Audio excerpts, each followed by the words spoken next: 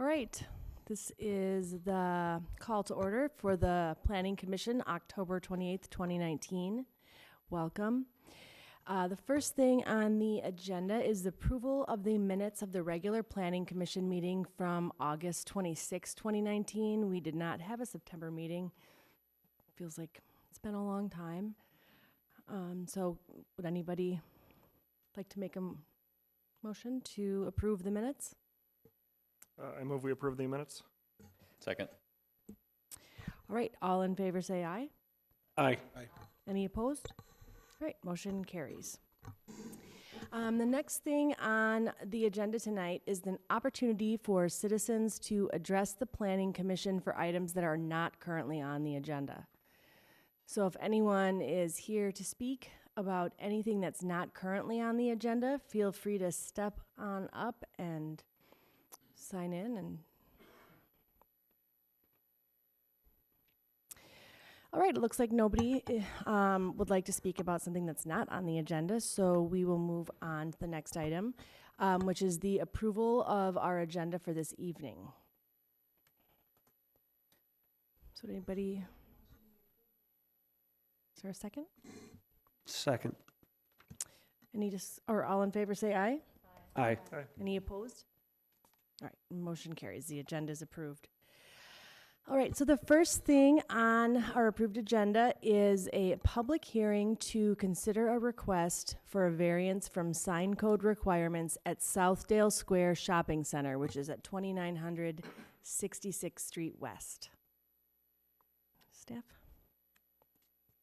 Southdale Square Shopping Center is located along the north side of 66th Street between Vincent and York Avenues, spanning both sides of the Richfield-Edina border. The original mattress factory plans to lease a vacant space in the shopping center and has applied for a variance to the city's sign code requirements to permit a wall sign larger than ordinarily allowed by code. In multi-tenant shopping centers, the total area of wall signs for each tenant may not exceed 15% of the exterior wall area of the portion of the building that's occupied by that tenant. The space that original mattress factory plans to occupy is significantly narrower at the storefront entrance, 20 feet, than it is at the full width of the space, or nearly 50 feet.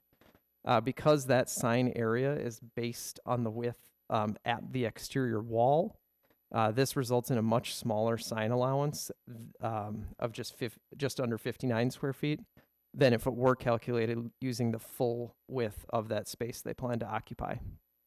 The applicant is requesting a variance to instead calculate the sign allowance based on the full width of that space. Granting this variance would allow them to install the proposed wall sign that's shown in the attached plans that measures 144 square feet in area. The unusual shape and layout of the tenant space is kind of a unique circumstance that's not anticipated by the zoning code, and staff finds that it is reasonable to provide them that flexibility in the interpretation of the code to calculate that sign area based on the full width of the space they're leasing, rather than the much narrower storefront entrance. Finding that the proposal meets all requirements necessary to issue a variance, staff is recommending approval. And that concludes the staff report. Representative from Original Mattress Factory is present if you have any questions for them, and staff will stand for any questions as well. Thank you.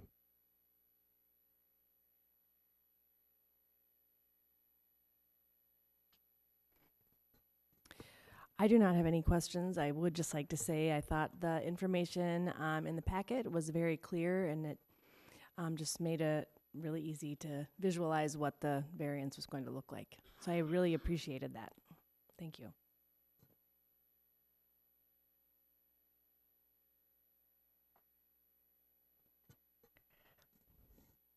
All right, so it looks like we don't have anybody who would like to say anything or any questions. All right, so would somebody like to, do we need to make a motion to close the public hearing? Great. Would someone like to make a motion to close the public hearing? I move that we close the public hearing. Second? Second. Madam Chair, I just want to sorry. be sure. Can you just double check with the audience? Because it may have appeared that it was just our discussion time and not an Got open it. public hearing at Yes. that point. Does anybody have anything that they would like to say to address the issue of this sign variance during the public hearing? Sorry, I wasn't more clear about that. All right, thank you. All right, we did have a motion and a second, so all in favor say aye for closing the public hearing. Aye. Aye. Any opposed? All right, the motion carries to close the public hearing.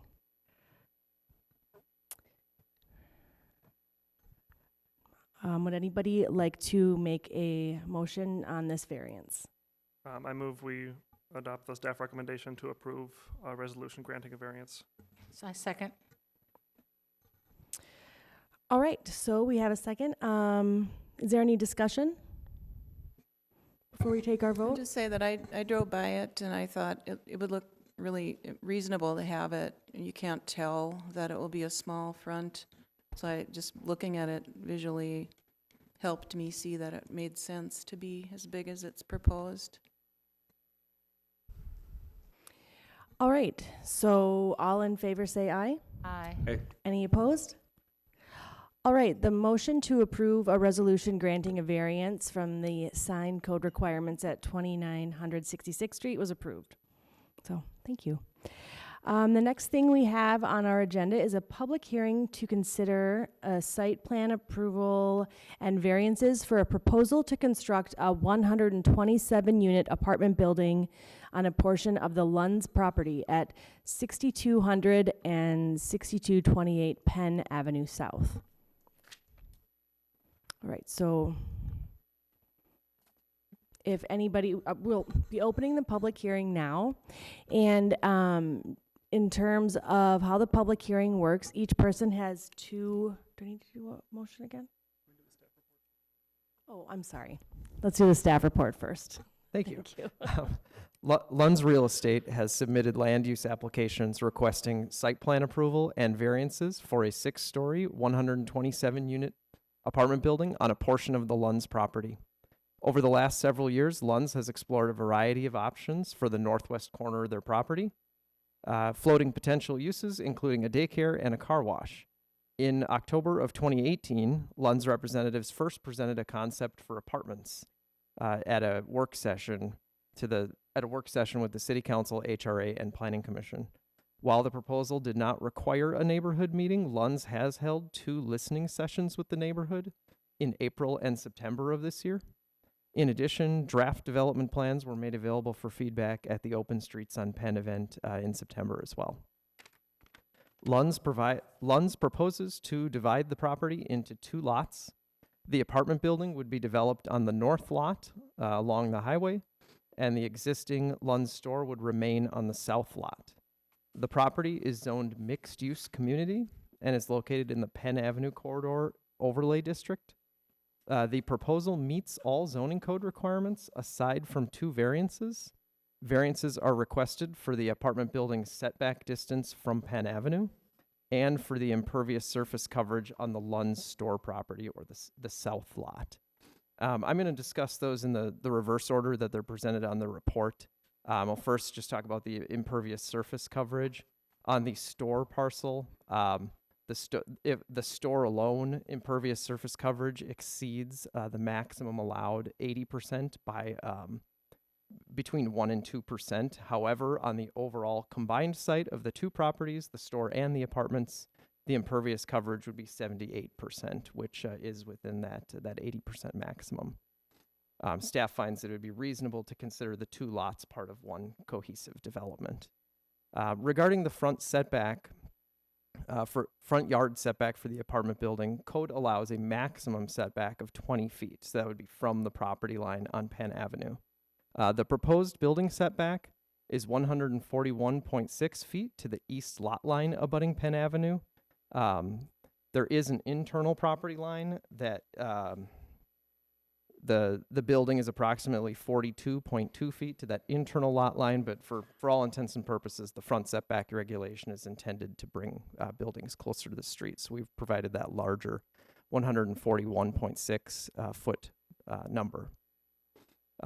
Staff's findings on that are that it was reasonable to allow a greater setback a greater front setback for the purposes of maintaining the existing traffic and parking circulation patterns for the grocery store, which has operated in this location since 1967. Additionally, this building placement allows the underground parking access for the apartment building to be oriented to the east or away from the adjacent residential neighborhood. So the parking entrances should be fully screened from the neighborhood to the west. And I do want to be clear that they're asking for an exemption from the building to be further from Penn Avenue than is ordinarily required by code. What they are not asking for an exemption for is to be too close to the residents to the west. I know that to some looking at this, those may seem like one and the same thing, but those are two separate regulations. A front setback regulation that they're asking the variance from, and then a rear setback regulation which they meet. They're not. I just want to be very clear that they're not asking for an exemption for the building to be closer to the residents to the west than is ordinarily allowed. The proposed building height of 6 stories is within the allowed maximum height in the Penn Avenue corridor, which allows up to 8 stories. Underground and at-grade parking levels in the building provide parking at ratios that meet code requirements for both the store and apartment building. The proposed development site and building are attractively designed and landscaped and would provide a number of amenities to its residents, including a integrated fitness center, community rooms, bicycle storage areas, dog run, outdoor amenity space on the 2nd floor, facing in towards the Lunz store, and of course, an on-site grocery store. The proposal includes an improved public sidewalk on Penn Avenue, which they are coordinating with Hennepin County on reconstructing that sidewalk to include a wider sidewalk and boulevard space. And it also includes pedestrian connections to the store entrance. Staff finds that the proposed project meets the goals of the comprehensive plan and zoning code requirements and therefore recommends approval of these applications. That concludes the staff report. Representatives from Lunz Real Estate are here to answer any questions, and staff can stand for any questions as well. Thank you. All right, thank you. So now we will open up the public hearing.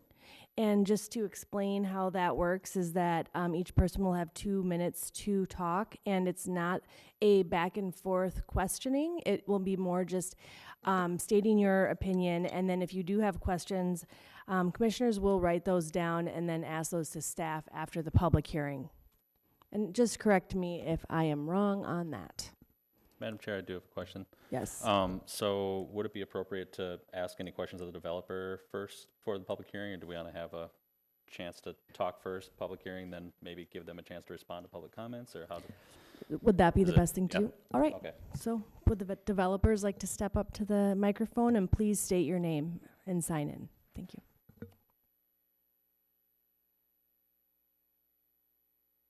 No, I don't. It isn't. Hello? There it is. I'm Brad Liss, Lunz and Byerly's. Thanks for having us here tonight. We're excited to bring the project forward. And I have Jack Ammerman from Wenk Engineering along with me, and then also Patrick McNabb and Jeff Arsenal from Doran, who are working on the architecture for us. So we're here to answer questions. I can, if you'd like, just maybe just tell you a couple things that we've gone through since we started this. We've been talking with staff for about a year now, and I think that we probably met with you almost a year ago to kind of just give you a brief update on what we're going to do or what we'd like to do. And since then, we've had a couple neighborhood meetings, and I think that we've come up with a plan that I think is better than it was the first time. I mean, we initially had our deck facing the west, and we had our parking access over there. So based on what we heard from the neighbors, we've taken and we've pulled the building further away so that we can preserve more trees that are there, and they actually provide probably almost as much of a shadow line as the building in some instances. So we've pulled the building further that way. We are asking for the variance, from Penn Avenue, but it's important for us. For us, the store is really still an important thing. We've been here since 1967. We want to continue to have a thriving store and be a part of this community. So we're excited about making additional investment in the community with the new building. And the other thing that we're doing is we're working closely with Dorn and the architectural team there to make sure that the front of the store and the new building tie together nicely. So we're starting to look at plans for how we renovate the front of or not just the front, but various sides of the grocery store. And we'll be doing more of a renovation on the interior in the next year as well. So, and just one more thing I think I would like to mention before I sit down is that we'd heard some concerns about the access that we have from the housing to the sidewalks, and we're looking at ways that we can get better access from the front of the housing directly to the sidewalk. So that the concern we heard was that it's kind of circuitous, and the way that it goes in front of the grocery store may not function all that well. So we are looking at ways that we can address that. So we're here for questions or to listen.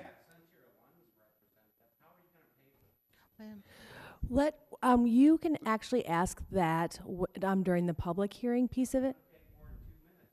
No, The beginning, we will have the opportunity to ask the developers some questions, and then we'll open it up for the public hearing from the audience, and then you'll each have 2 minutes to speak. We will then write down all of your questions that we can ask to staff or to the developer, but it just prevents people from going back and forth and arguing and just kind of keeping the meeting flowing. So, thank you. So as soon as this part of the question is over, then I'll announce when the public hearing is open. So sorry for the confusion on that. All right. Do you guys have any questions? I have a quick question. You said you moved, after getting the neighborhood input, you moved it farther away from Russell, or you moved it farther, We moved further. closer to Penn? Closer to Penn. How much? Initially, we were looking at a setback, the typical setback of 20 feet. We moved it so that it's now 47 feet away from, 47? 48 feet away from. I'm sorry, I didn't hear the first number. From what to what? From 20 to 48. Okay. Thank you. It makes a big difference in shadows and on tree lines. Allison, I've got just a quick Okay. question. Yes. Yeah, I just have a quick question about the parking analysis that you did. Mhm. The dates that you did the analysis, and there's lots of open spaces, but you did it in September. Is that really a reflection on the type of parking, say, during the holidays? I'm a shopper at Lunz, and I know what it's like over there. Wouldn't that have been more true and understanding and true to form if you would have taken this in November and December, especially with the snow and the ice, and that's going to take some parking away, because I know you do stack it up in the parking lot. I was just thought that the September dates was really not presenting a true picture of what the issues could be for parking over there at the store. And so maybe your timing, we weren't able to do that because obviously we're not in we're not in November and December, but I don't think that's giving a good picture of the parking analysis. And just my opinion on it, because like I said, I am a shopper at Lunz, and I know And we appreciate that. I know what goes on on November and December. Well, I think it's fair somewhat. I think that we know that, in Thanksgiving, Christmas, and Easter, the parking is going to be, it'll be tight. It will be, just because those are the 3 days of the year that they're right around those days it's the busiest. I think that the parking study that we did is probably fairly representative for a good chunk of the year, though. For most of the time, it will reflect what it's going to be. And we know that we're going to have to change the way that we operate. We can't. Before we could stack all the snow there because there wasn't the need for all the parking. But that's going to change. We're going to have to haul it away now, and we're going to have to be more efficient in how we do that. Are you going to extend your hours at all, or be open all night or something? I'm just thinking about that. I just know how popular Lunz is during certain times of the year, and it could be. I would think it'd be hard on your business, but that's. Well, we will keep a close eye on that because we want to make sure that the business stays good for us. Okay. I have a follow-up to that, actually, and I was looking at the plan designs, and it's parking related and livability related for the people that shop there. But there's a core 75 spots that's left in front of your building. Right. That before you get to the outer wing, and then Mhm. kind of on the sides. Mhm. And on a typical day, there's already 90 cars in your parking lot. Now, I'm assuming some of those are employees, and you could stack those somewhere. But already on a typical Saturday, not counting holidays or other events that would cause an increase in traffic, you have a full lot. You have an absolute full lot right in front of your building, and a lot of the customers that come to Lunz, as we know, are elderly. But you're going to force those already into the wings. Have you thought about that? We've been looking at the parking. I mean, that is actually, from the operating standpoint, our number one concern. And so we've tried to preserve as many stalls as we possibly can. Okay. We do know that there will be some of that parking is going to get pushed to the outside. We will work closely with our employees to make sure that no employees are taking spots that are close to the front door. Okay. So it's one of those things that is a big deal to us, and so we're going to keep an eye on it very closely. Yeah. I mean, you're not asking for a parking variance, but it's more of a business notification, I guess, that I saw. So. Madam Chair. Go ahead. So first off, I'm excited to see this before us, and I'm really glad to hear that the pedestrian issue is on your radar already, because that was a big concern of mine when I looked at it, particularly with the bus stop there and having a reduction in the parking requirement based on the assumption some people will take transit, making them go all the way around the parking lot is pretty unrealistic. If you're able to offer more specificity on what change you'd make, I would love to hear that, whether it's now or after the public hearing. The other things I just sort of two detailed questions. There's a rooftop amenity that's shown in certain views but not others. Is that going to be part of the building? It is. Okay. Are there any concerns there of how that noise would, I don't know enough about noise in terms of could that affect the surrounding neighbors of noise from that rooftop deck? It's quite a ways distance from the housing. Okay. And you've got a lot of buildings going to be shielding you from that anyway. So and it's it's kind of further to the east, and it's going to be facing towards downtown. I mean, the purpose for putting it there is it's not going to be very, very large. So it's it's not like you can have 50 people up there. Okay. It would be for a couple of groups to go sit up there and from there have a decent view of downtown Minneapolis. Okay. I think that's all I got for now. Thank you. Okay, thank you. I have a couple of questions.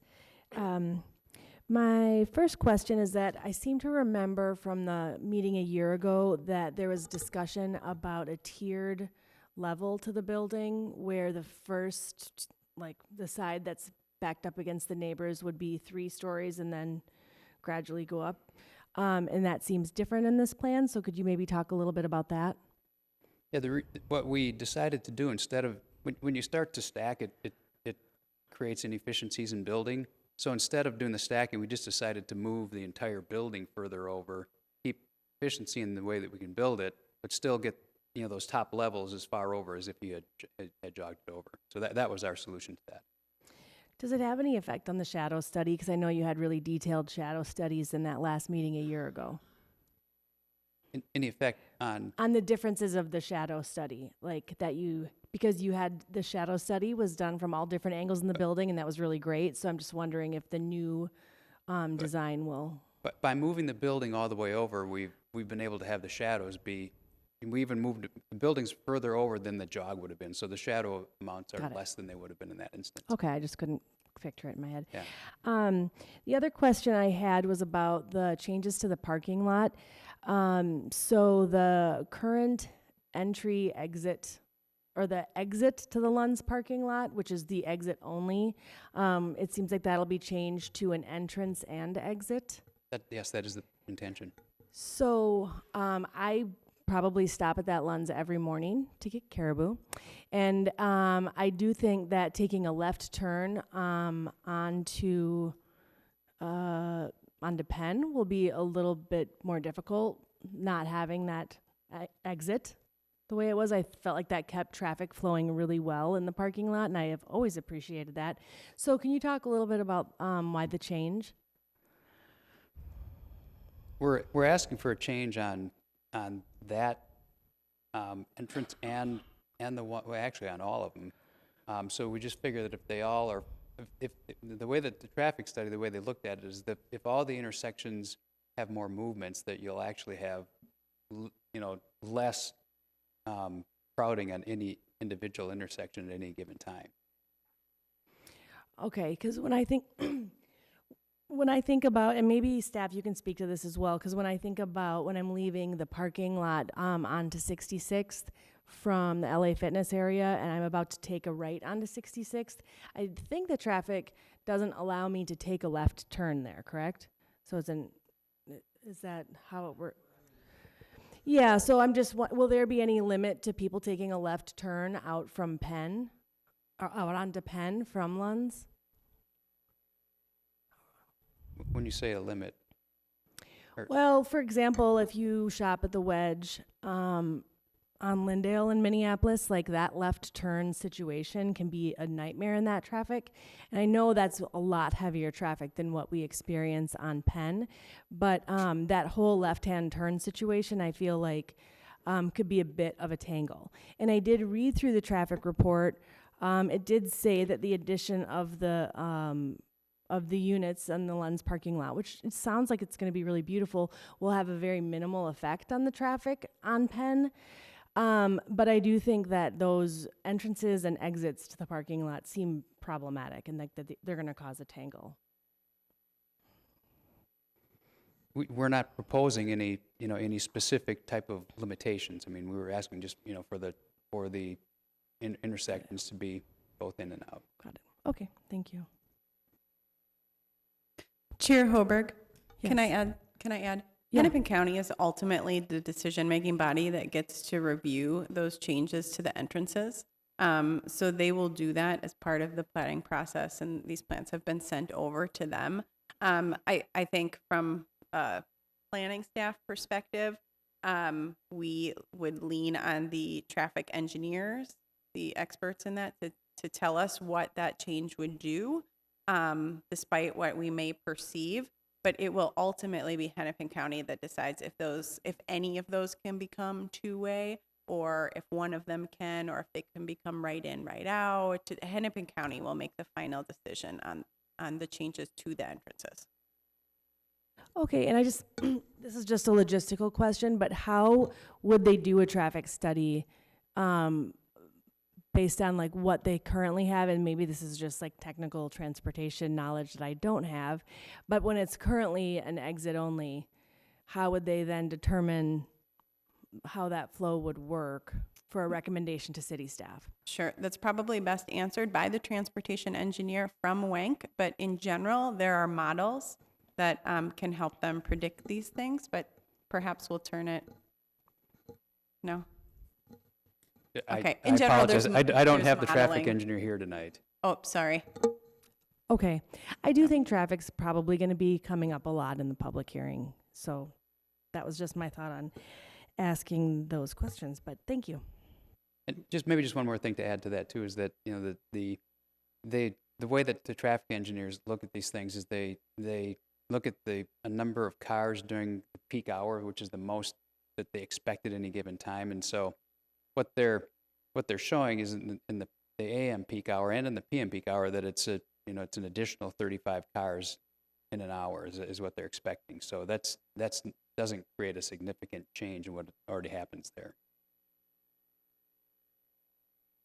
Okay, I did have one last question. So I know that there is not currently an affordability component to the building because Lunz is not asking for any city subsidy or city help with this project. I know that sometimes as the project moves forward, that can change. And so I'm wondering if there has been any thoughts of what your affordability solution would be if that were to change. We haven't really approached with affordability at this point, so we haven't given it that much thought, no. Okay, I just would like to have it on record with staff that is a concern of mine, is that if this project, which is, it sounds like a beautiful project, if they do ask for city funding at a later time, just kind of how that would work. in terms of figuring out what the affordability component would be. Chair Hoberg, if Lunz did come back and ask for some city assistance, for instance, wanted to create a TIF district or something like that, they would have to go before the HRA. There are policies in place depending on the type of district that you create. Those are existing requirements, and those would apply if that would happen here. I don't believe it will, but those are policies that are in place that would apply. Okay, I think that my concern is that if there's a range between, like, let's say we're going 50% AMI to 80% AMI, what I've generally seen is that the later the project goes on, the more unaffordable it is to have a lower affordability level at the AMI. So I guess that is a concern of mine, and I know it is an HRA issue. I'm just pointing it out here because it may come before the Planning Commission at a different time. Sure. I would say, Chair Hoberg, that by the time a project gets to this point, it's very unusual that they would need to come back and completely redo a pro forma and say that they need assistance. Usually by this point, everybody is pretty sure of their numbers. So I think that would be unusual. But if it would, there would have to be a development agreement. It would be discussed with the HRA. They would have to go through that normal process. Okay, thank you. Sorry to jump in again, but I did have a follow-up related to your driveway question. I just wanted to know, currently have city or county public works reviewed the changes to these driveways? I am particularly, I will respect staff's advice that we'll trust the traffic engineers to work it out, but I'm particularly concerned about the planned three-way conversion of Penn Avenue in coming years and the fact that that would, left turns into the south driveway would conflict with left turns to 63rd Street. So I'm just wondering if that's already been reviewed and okayed, or if that's a future thing to happen. We have sent these plans to Hennepin County. They are currently reviewing them. Okay. At the same time, we're going through, as you all well know, a Penn Avenue corridor study with Hennepin County. So all of those things are on everyone's radar. We're reviewing those with all of that in mind. Great to hear. Thank you. Well, then I have a follow-up, because if they would come back and have a problem with the entrance and exits as presented, and changes were made to this project to preserve the same flow of traffic, couldn't that be detrimental to the project as is, where if you had to reconfigure the flow or the exits and entrances into the parking lot, where maybe you'd be moving the building or have to make adjustments to the building's location, or the entrances to the parking ramp again? And my only thought is, if these plans as presented haven't been gone through and blessed by the Hennepin County traffic authority, then is there a probability, or is it even a possibility, that some major changes could be down the pike if they suggest something else needs to be done? I guess if something major changed, we would have to go back and look at it. I mean, clearly, if an exit or an entrance goes away, that's a major reconfiguration of our circulation. We'd have to take a look at that. I can't, without having, studied that, I couldn't really say where we would end up, but. And that's fair. I just, from at this standpoint, I didn't realize that there would be, or could be, something still out there that has, that could have a major impact on we're planning to meet with Hennepin County very shortly. I mean, they've got the studies and the plans, so we plan to meet with them to find out in very short order whether or not we're going to have trouble. Okay, fair enough. And to follow up on that, Commissioner Lavin, Hennepin County could say that they do not want the proposed changes to access in and out. They would not say, they could say, we'd really like it if you removed a driveway, but they cannot require a driveway to be removed. So at worst, from a Lunz perspective, as their transportation study looked at, they could remain status quo. And their study said that everything still works for them in that scenario. It would only be if something major would happen. And to be honest, I can't think of any way Hennepin County could require them to fully remove an access at this point. Okay, thank you.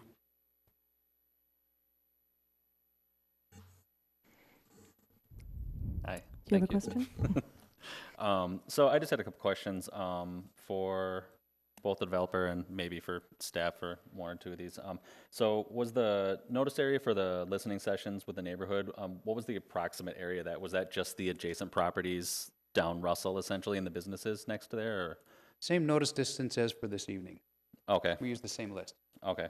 And then was the orientation on the back lot in terms of like trying to exclude traffic from the rear of the lot, on the west side of the lot, I should say, against where all the single-family homes were? Was that mostly driven by residents' comments at these listening sessions? Was it, I guess what I'm leading into is just why we settled on the 140-foot setback and how we can't juggle space there to, maybe introduce berms on the back side, still have some parking or access on the back end, and still be able to shift this closer to the street, not lose trees, things like that. So I'm just curious what drove that decision entirely.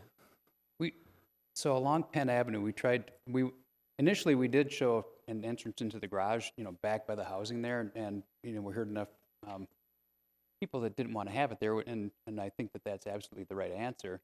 So we decided to move it to the other side, and to move it to the other side, what we needed to do, we actually did. We tried to push things as far away from the homes as we possibly could, and still maintain so that you can turn in there and make a corner, and then still make your way into the parking garage. So we kind of ended up. We did spend a lot of time looking at it and shifting it back and forth to finally getting it to where the circulation works well and gets us to the furthest distance from the homes. That's kind of.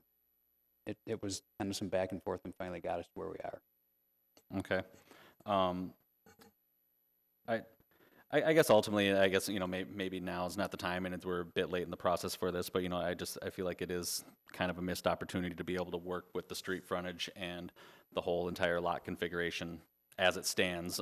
But I guess that's, that can be discussed later as we go here. But, I was looking at the traffic study, and I understand that, you have traffic counts for Penn Avenue. But was there an attempt to understand what the impacts are going to be to that Queen right away through the Fraser lot where all the parking is, where the school is? Because I feel like a lot of this traffic is going to vent out that way, and it doesn't seem like we have any numbers, at least according to this report, unless I missed it, that we have an understanding of what that means.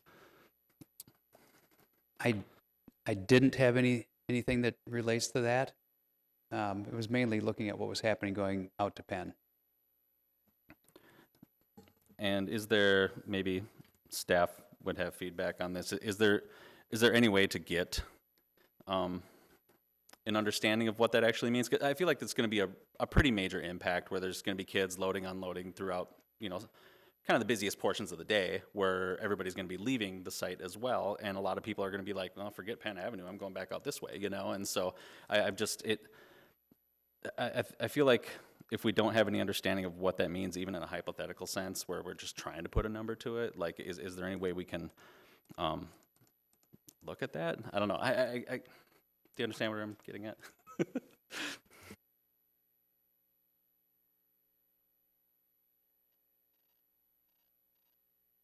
Yeah. So our understanding is that there is an easement recorded between Fraser, who owns all that property, and essentially private street that goes down to 64th Street. Our understanding is that there is an easement between Lunz and Fraser, but we don't have details on the terms of use. Obviously it's been there for that access has existed for many years, but whether the terms of that access, what Lunz is allowed, what times of day or types of traffic that Lunz is allowed to put over Fraser's private drive would be between those two parties, and I can't comment if that's changing as part of this proposal, but I'll defer to the applicant if they have anything further. And again, when we had the traffic study done, we looked at, and you typically look at what happens with public intersections, so that's what we did. I just made myself a note to go back. I'll need to find out from our traffic engineers if they looked at that at all, gave that any consideration. But I don't have an answer for that now.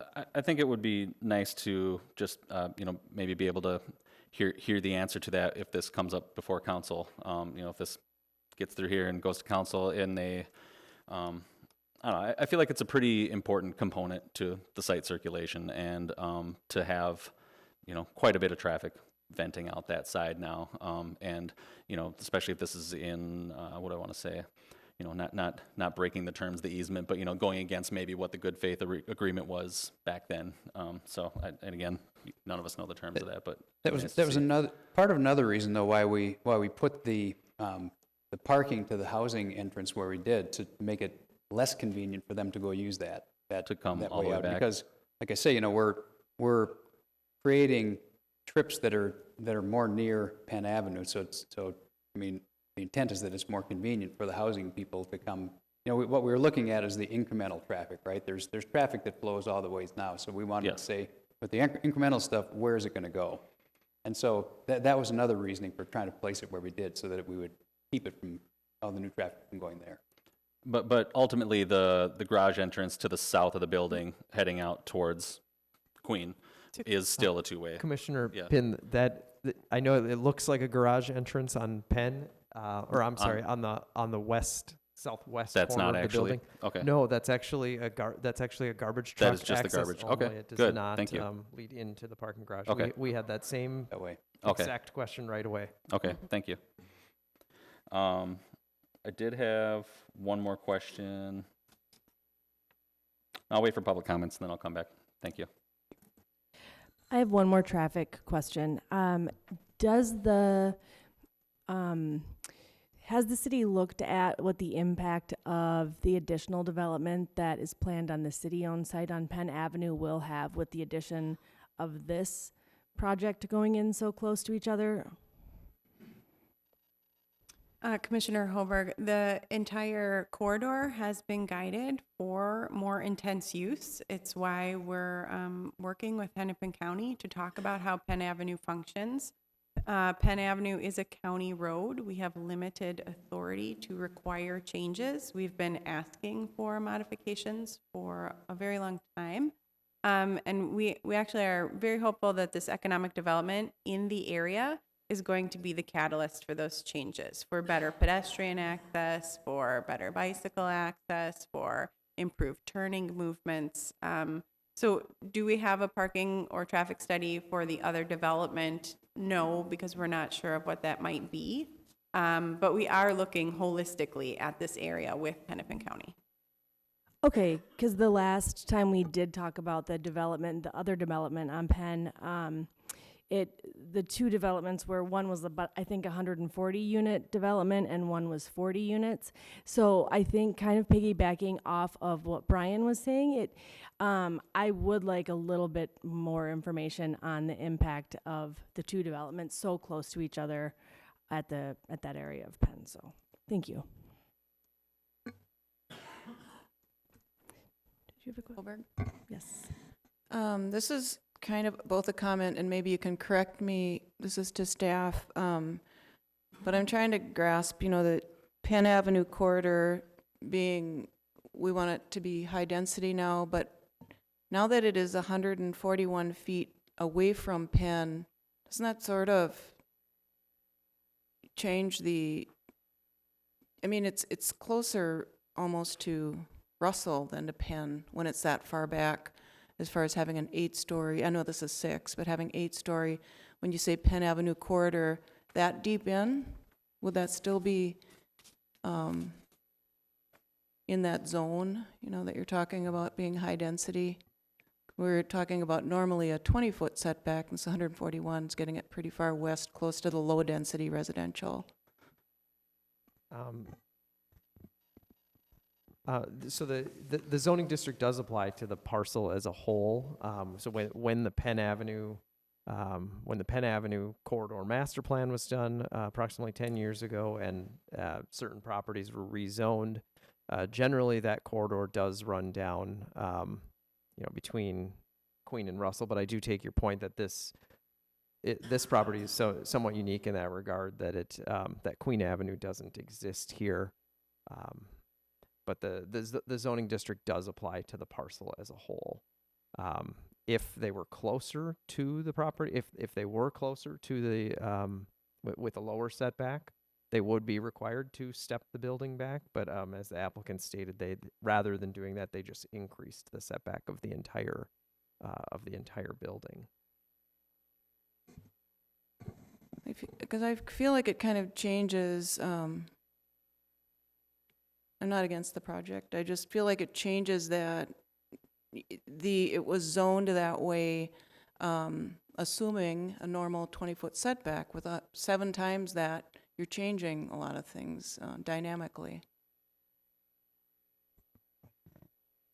Right, Commissioner Quam, I understand what you're saying. I do want to go back to Matt's comment earlier that the increased front setback is not changing the rear setback. So in theory, if they could park it, this building could be an additional, 120 feet longer and still stay at that rear setback. There's nothing against the zoning district or against the zoning regulations in terms of that rear setback. It could just be a significantly larger building.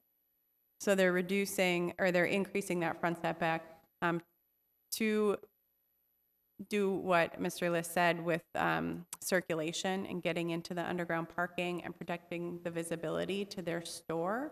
But they're not asking for any variation of what's allowed at the back side of that building. They're actually significantly farther away than the code would allow.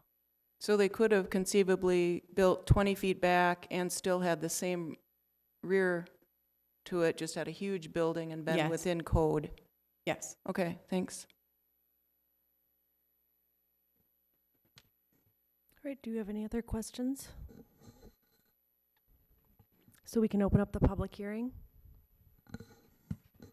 All right, thank you.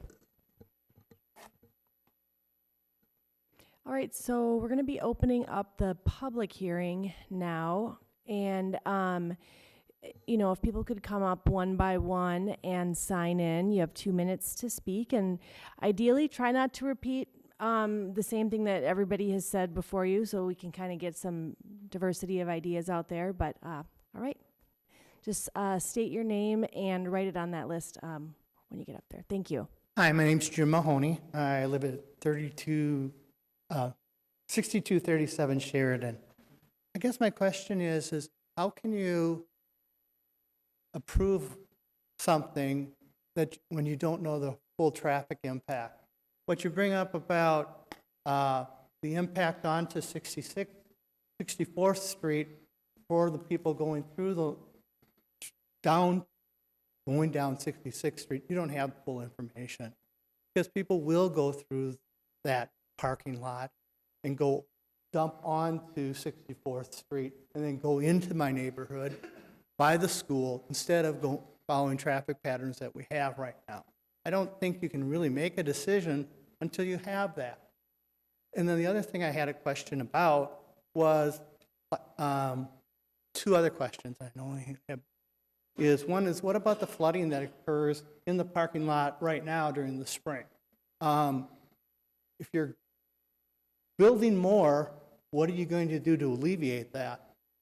And then finally, as you talk about building a pedestrian city, one of the problems we have for access out of our neighborhood is is that the sidewalks are on the south side of the street, meaning in the wintertime, you're skating on 64th Street sidewalk if you're trying to walk to Penn.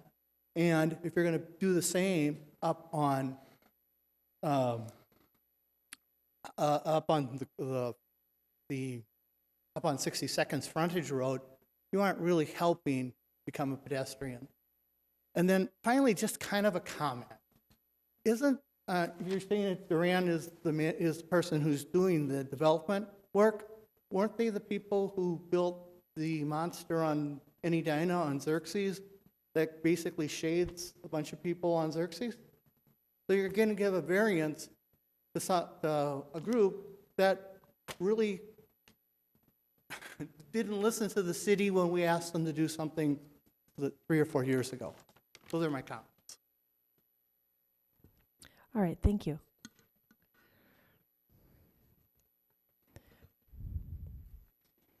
Hi, I'm Rod England. I'm at 6221 Russell Avenue South.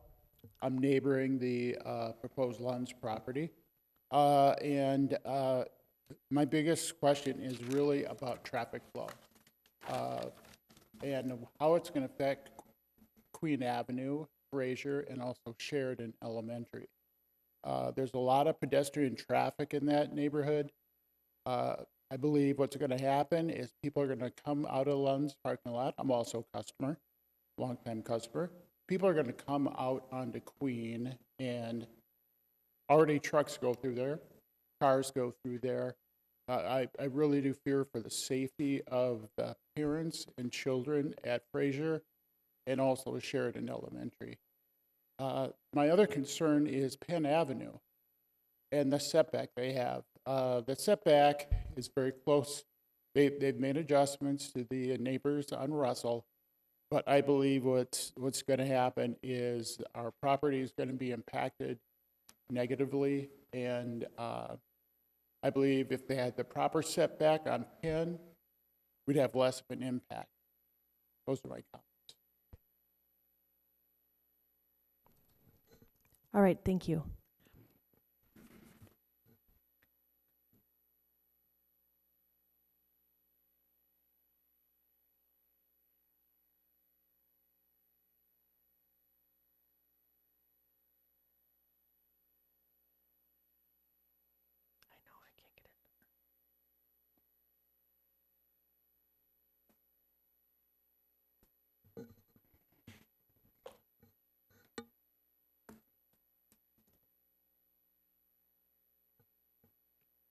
You'll excuse me, I've got a little bit of a cold.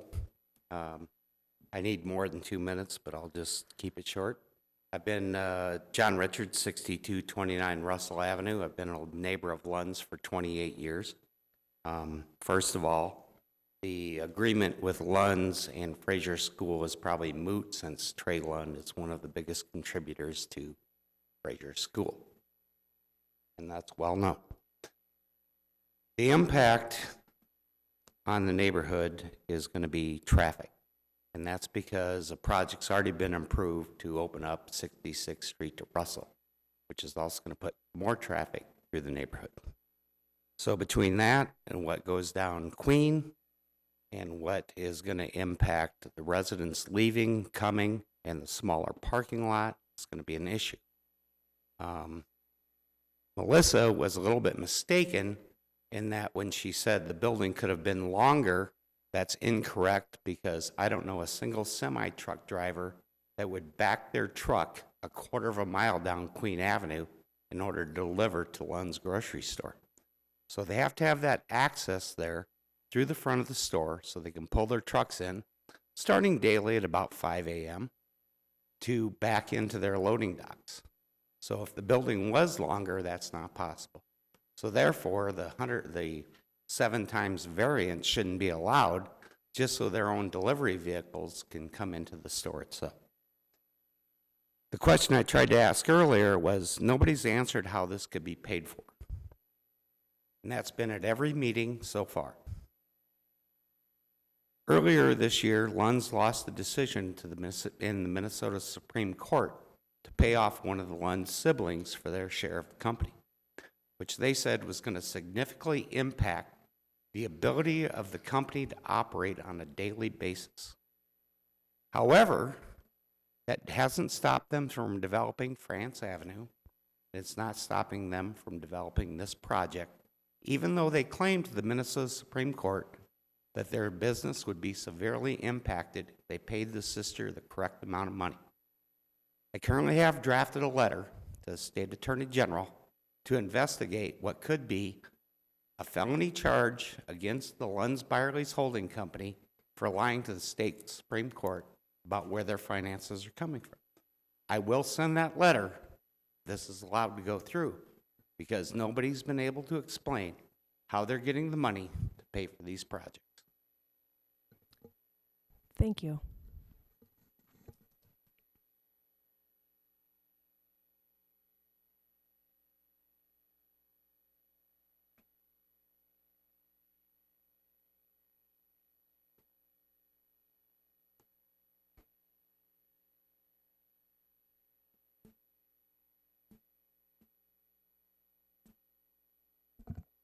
Hi, good evening.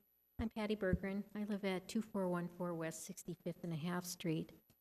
much of this conversation has been on traffic, and rightly so, but no one has mentioned the 184 units that are going up at 60, on Queen Avenue at 66th and Penn. So let's be aware of that, that's going to dump another 300 cars off onto Penn Avenue. Thank you.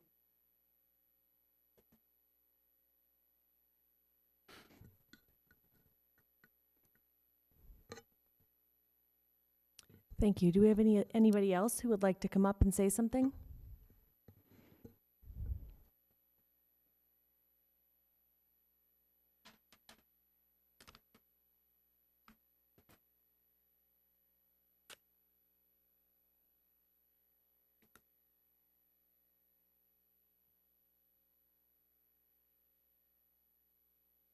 So my name is Carolyn. I am a homeowner at 6233 Russell. I am shortly just south of where the property line would end. First of all, I just want to make it known that many of the meetings that the homeowners were given opportunities to come to were during business hours. We are a working community, myself of which I operate on your children, and I am not able to leave the operating room. So that was a frustration that we were not able to necessarily be at those initial hearings with Lunz and Variances. Second of all, I just want to confirm a lot of the concerns that have been made so far. Sheridan Schools and Fraser are my two biggest concerns. You know, I work with children in the community. I don't have children of my own, but I have a niece and nephew.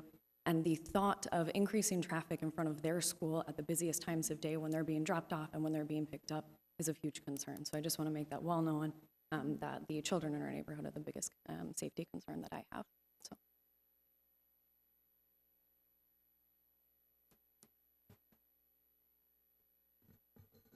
Thank you.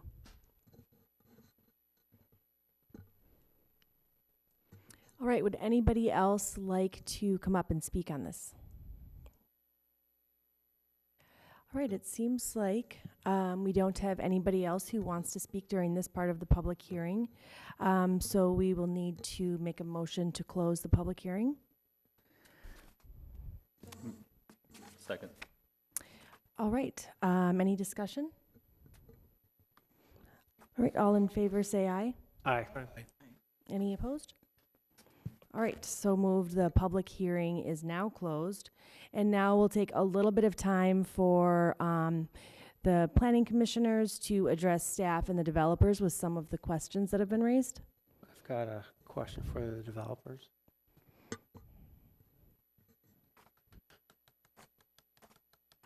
So the question came up about drainage on this site, and the question came up about drainage on this site.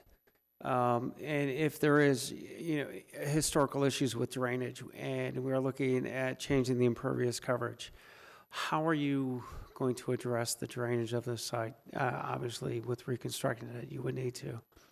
Have you laid out a detailed plan for that?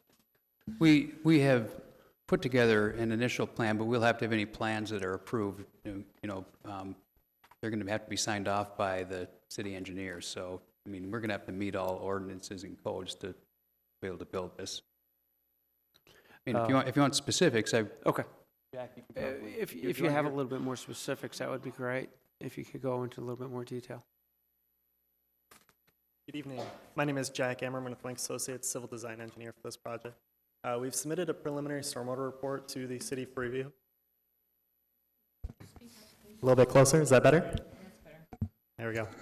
Start over. I'm Jack Ammerman with Wink Associates, Civil Design Engineer for this project. We have submitted a preliminary stormwater report to the city for review, which has been reviewed by the city stormwater consultant, WSB. We received those comments today, and so I was able to review them. The preliminary assumption of this project, which was told to us by city staff, was that the entire area had been covered regionally by a stormwater pond off-site. The city has since changed their decision on that regional treatment for the ponding, and so we are now being asked to provide on-site stormwater quality and retention. So that is not part of our plans currently because we had been operating under the previous assumption, but we are now going to take a look at alternative options for either enlarging that pond that exists on site or providing some underground storage and treatment to address those concerns. So we will be meeting all of the city's stormwater rules for rate, retention, quality, and volume. Thank you. Thank you. The second question, knowing I live next to a large development that has gone on and, sight lines into the neighborhood and things like that, and knowing that you have a large mature tree population to the west side of your lot, will any of those trees be removed for the proposed development? Right now, we're conducting a tree survey to identify all the trees that are there. Our goal is to preserve as many of those as we possibly can. And I have to make a comment. In the 28 years I've been there. Oh, the public hearing has ended. But Lunz has always maintained that Excel Right. Right.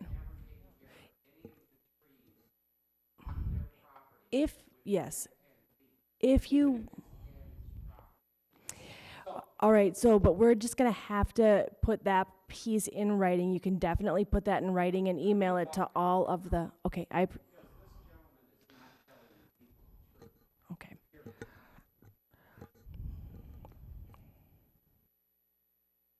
Do you know what the current distance is from the property line to the current edge of the trees that are there now?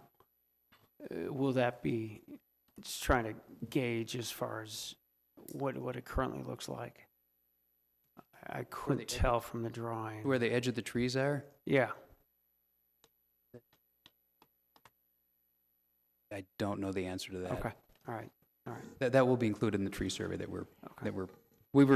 when we did our submittal, staff asked us to come back and get a tree survey done, so we've undertaken that now. All right, And just to add on to that, we told them that would be required prior to the item going forward to city council consideration. They had indicated that an actual on the ground individual survey, that they have a property survey, but they haven't done an actual on the ground tree inventory showing which trees are healthy and will be maintained, and which would be removed. But that document will be required to be submitted prior to city council consideration. No further questions. Okay, thank you. Does anybody else have any questions? Oh, go ahead, Commissioner O'Leary. I just wanted to clarify some of the concerns about the setback. Mr. Lisp said earlier that the part of the benefit of putting it far back is that the garage face east away from the homes. Was there an option presented to homeowners where the building did comply with the 20-foot setback? Because just based on what I've heard, it would certainly sound like they would prefer the building be up against Penn, even if there was a garage door 150 feet away from their property line. We never presented one. We didn't present a plan with the building up against Penn, specifically because for the grocery store, we need to maintain our parking field in front of there, and we need to maintain sight lines. And there was no possibility to shape the building differently or anything to have the building within the 20-foot setback? Well, again, it's not something that we pursued because we wanted to maintain our sight lines. Okay, thank you. I have a follow-up. Oh, go ahead. Commissioners, I will remind Mr. List that originally, when they first came in, there was a proposal that had the entrance to the underground parking exiting onto 62nd Street, rather than coming on. I think part of the parking, there was an entrance through the site, but there was also an entrance and an exit that went onto 62nd Street and then would directly come down Russell to Sheridan? Russell. To exit the neighborhood. So that was an initial plan that came into city staff. City staff's reaction was, we don't think this is going to go over very well with the neighborhood. I think you should reconsider this. I cannot recall if that plan was ever made public. But it was explored a different iteration. If I may, wasn't MnDOT the holder of that parcel too, though, and they weren't willing to grant access to that? Wasn't that kind of part of the issue? We never Now that you bring it Okay, up, I all right. do recall what we had done is we had set off 62nd. We were going to actually have a lower level garage entrance there, and then another one off of the main level. But we never checked with MnDOT simply because we thought that we would get far too much resistance from it exiting onto 62nd Street, and then because that would funnel people right into the neighborhood. Go ahead. Yeah, I just wanted to follow up on just kind of recap comments in general from the residents, and it seemed like pretty much everybody had the same issues with traffic, and understandably so. Like how can we make a good judgment call on how this is going to impact Fraser and the surrounding area if we don't know how it's going to impact that kind of Queen easement area right away? I don't know if that's within our purview as a planning commission to I guess make a decision on, since it's not part of what we're talking about at the moment, and is something that's more reserved for council or to discuss, or I don't understand where this comes into the situation this late in the game. I was only going to add that at the end of the day, that is Fraser's private property, and any changes to any existing easements that they have to allow for Lunz use, which obviously there is some allowance for Lunz use, that drive goes directly to their loading dock. So, Lunz is certainly using that easement over Fraser's property in some way today. Changes to that agreement are between the two private parties. I looking at it, I know that I have driven through it myself to take as I explored the site and everything, and there are a series of speed bumps on that, for the purpose of slowing people down and to make that unattractive as a through route. So that I assume Lunz hope is that isn't a popular route out of the site. That's why they've oriented the building the way they did. But I don't think that the specifics of that agreement are not necessarily, I guess, under the Planning Commission's purview. I think pedestrian access, as Commissioner Hayford O'Leary had mentioned in your when did you send that? Sorry, was that just today you'd sent that? I'd sent an email to staff on Friday, I think. Oh, on Friday. Okay, sorry. Thank you. I am concerned about pedestrian access across the site, and I think overall it's just that this. A lot of these issues that residents had talked about, that we're talking about, I just feel like there's a huge opportunity missed with the site as a whole to not even consider redeveloping the existing store as a portion of all this together. I understand there's a massive cost to go with that. I understand there's a whole other host of issues that come with that.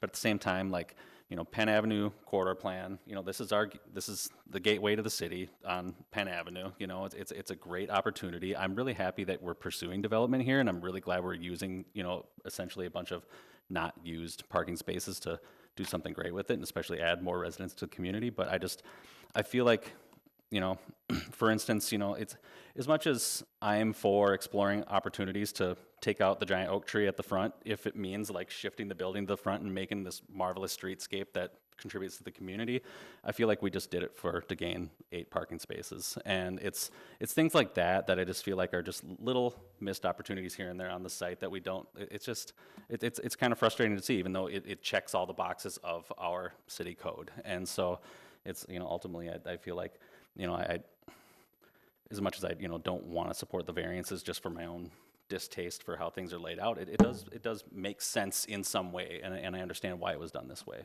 And I think, I just wanted to kind of put that on record to go with the residents, and I echo your sentiments on this. I don't like the traffic issues, especially down Queen, and I don't know how this can be resolved other than having some good faith discussion with Fraser and Lunz and how they plan to work that out. But ultimately, I think it's not going to matter. The cars are still going to go down there. I don't know. I keep talking about this and about all the little things, but I guess I'll let you guys talk about it.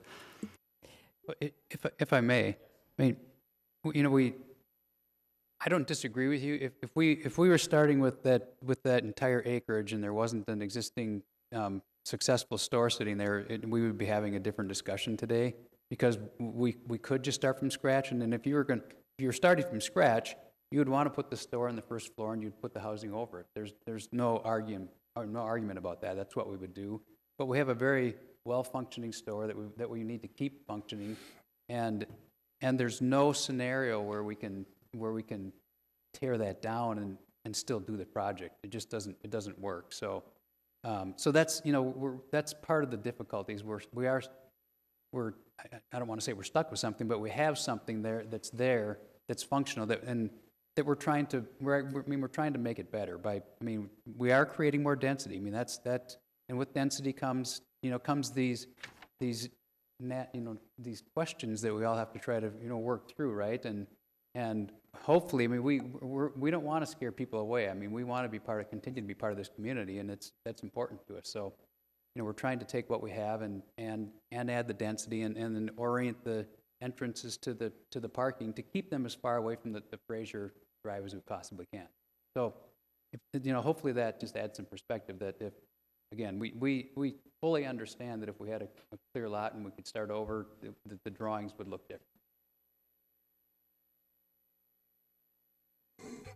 Well, I've been following along with everything and agreeing to all the proposed changes, but I was surprised, I was kind of disappointed that you hadn't done a tree survey yet with all the planning you've done, and all the pictures and things. It shows that at the work session that we were going to maintain the mature trees as a buffer there and aesthetically, but you don't know how many of those trees are coming out, right?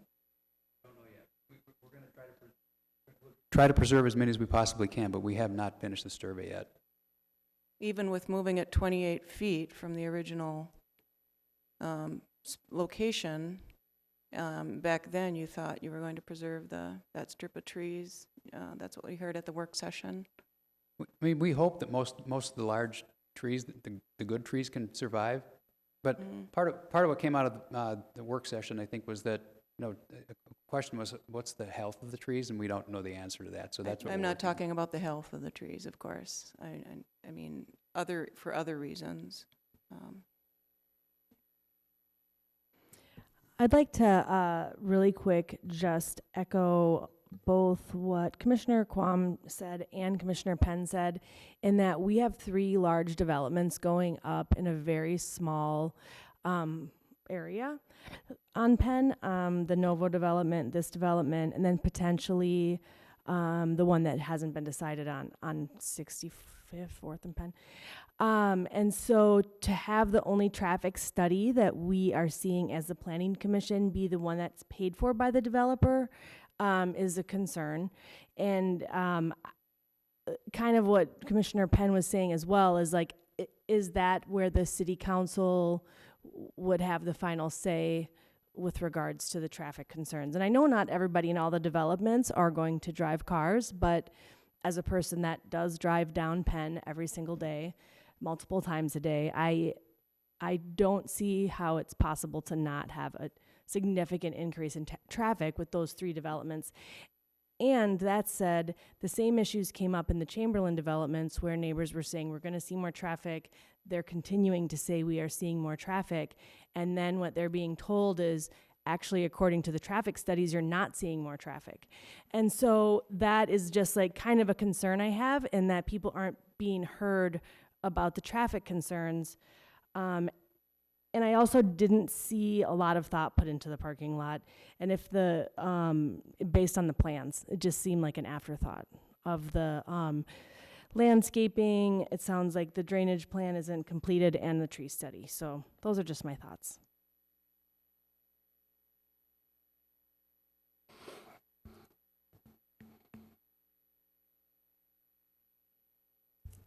Does anybody else have any? The public hearing is now over. I'm sorry. Madam Chair, I just wanted to clarify with staff. I'm glad to hear again the developer has committed to making some sort of change to the pedestrian access to the apartment building. Is there any way we can be more specific with that other than a good effort, or could staff express their level of confidence in changes in that? Commissioner Hayford-O'Leary, thank you for providing that additional feedback and context along with the photo of another recent development. We definitely took your comments on the pedestrian routing to heart and shared those with the applicant as well. It's certainly within the Planning Commission's purview to add a condition to the resolution. I think there are a number of options for the property to improve those. As planned, there are two pedestrian routes out right now. One is the one that crosses south from the apartment building and across the front of the Lunz store.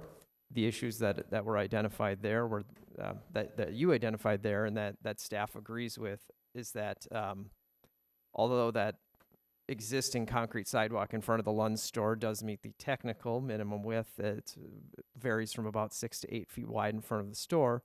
When you actually look at it on the ground, it is quite cluttered. There are signs, there are bike racks, there are flower displays and other things for sale that would probably today not meet ADA code requirements. Since that is shown as the ADA accessible route from the apartment building to Penn Avenue, it would have to meet ADA standards for a minimum clear width. So the applicant's options there could be to propose to widen that route. That would improve that condition in front of the store for both customers and apartment residents. By widening that connection, you're guaranteeing that there would be a 3 to 4 foot clear zone that's not obstructed. The other route out is out of the north end of the building, coming out of a door out of the P1 level, the ground level parking garage. There's another route that connects right up to that trail. So I think there the applicant has the option of continuing the proposed pedestrian route out of the lobby. They could better work that connection to turn north and access there. That gets people out directly to Penn Avenue, which I think was your goal in your comments. And would generally do the same thing as a route that would just go straight out from the main lobby. I mean, my concern with that, obviously they're crossing the 2 garage entrances and you still have the effect of walking, although a smaller parking lot, still walking around 3 sides to get from that bus stop to the front door. And certainly they need to change, looks like the sidewalk on the south side of the building adjacent to those smaller parking spaces is only sort of car hood size, maybe 2 feet or 3 feet. So I would like, if we move forward with the recommendation, I'd like to see us attach a condition. My concern, in the suggestion that I made, and I brought copies of my email stuff for the Planning Commission to see, is that it creates issues with the impervious surface, and that it would, if you were to do the route that I suggested, you take out trees, and does that become a new problem and introduce a new issue for the other variances needed for the project? I think if you were to require that specific connection as proposed, you're correct. It would slightly increase the impervious surface coverage on the site because you have parking lot islands that are today proposed to be landscaped that would now have a sidewalk route running through them. I don't know overall on the site it's a very large site. Yep. It takes a lot to move the needle percentage-wise. But we could, if that change is made, we could put in a condition that just states the overall impervious surface coverage on the combined site cannot exceed 80%, which is the code maximum. And that's what staff would require.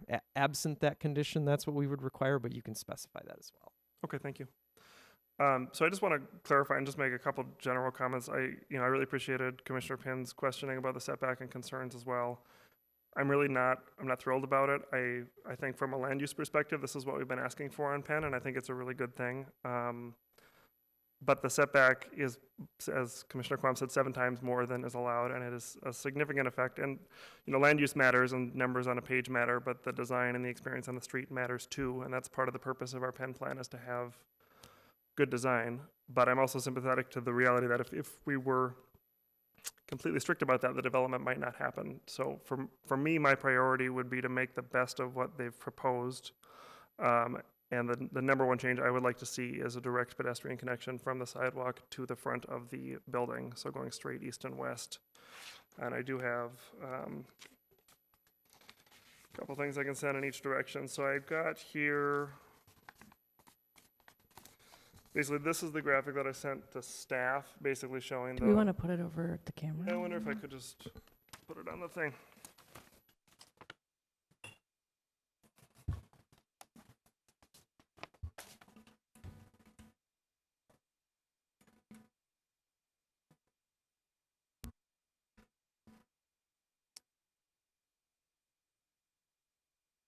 All right.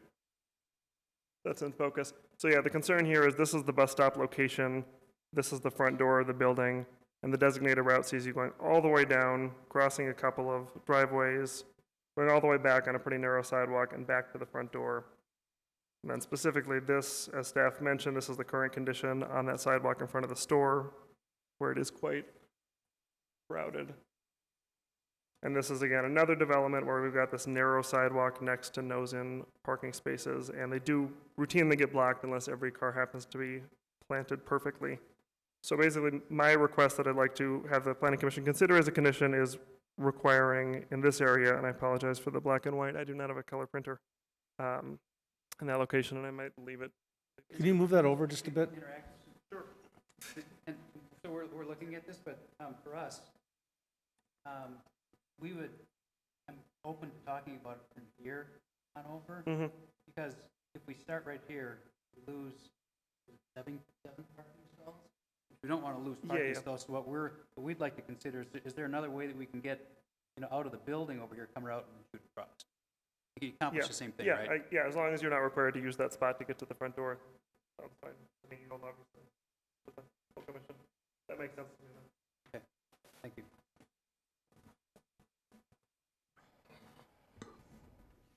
Thank you. So, and then just to put a finer point on this, if we do move forward, and I'll make this again as we have a motion on the table, the language I would suggest adding as a condition would be an unobstructed direct sidewalk connection going east-west from, let's say, a usable entrance of the apartment to Penn Avenue, meeting ADA minimums, which would be at least 4 feet of unobstructed width. Do you mean that as a condition or a best effort? I want that as listed as the condition, along with the other conditions staff has added. And the developer is okay with that?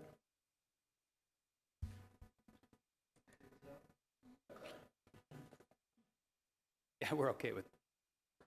Fair enough.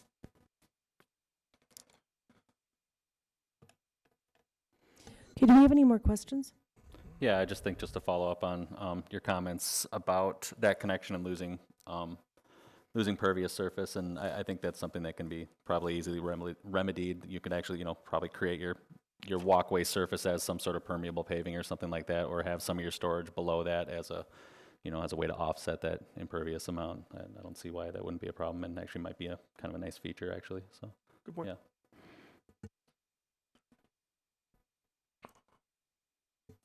I'm not real comfortable voting on it because I don't understand it well enough. I didn't see it in advance, and I don't, to make it a condition of the vote when I don't really see it clearly enough in my mind, it's hard. Yeah, and I do have another one just showing what that might look like, which I can share there. We're limited in our ability to do this. I did raise this as a concern when they came in their work sessions. We're not able to discuss this in advance, so other than emailing staff, I'm not sure what I could have done in advance.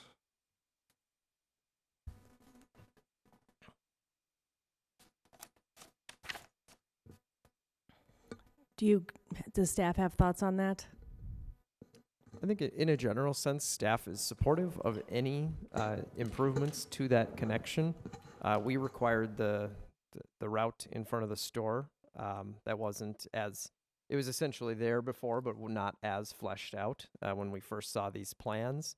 And we certainly agree that a direct or more direct connection to the main building entrance is important. So I think staff is supportive of requiring the applicant to do more, whether that be either improving the route in front of the store by making that by requiring them to widen that or lessen the obstructions. But that's not the ask, though. The condition would be a specific east-west. That's correct. The staff would be supportive of requiring them to do either improving what's been proposed or requiring a direct connection. That there are a lot of aspects of the mixed use district in the zoning ordinance that support separating pedestrian traffic from car circulation, providing direct routes to building entrances and so forth. And Madam Chair and committee, just so I can go on record, I normally wouldn't support a condition of a project that I would feel in favor for, but in this case, we have the developer saying that they would be willing to work with this, and then that's an entire different scenario for me personally. I think it's, I mean, I like it. I like the proposal, but I get leery about attaching our own conditions to projects that could hold up developments in general. But in this case, I think that's not the case. And Jack just informed me that we can't use the impervious type of things that you're talking about per code. That doesn't, we don't get any credit for that from an impervious standpoint. So if this, pushes us to the point where we, have too much impervious surface, then I have got a concern about it, because then it means we start losing parking. So that's the only place where I would have the real concern about it. Okay. Sorry, go ahead.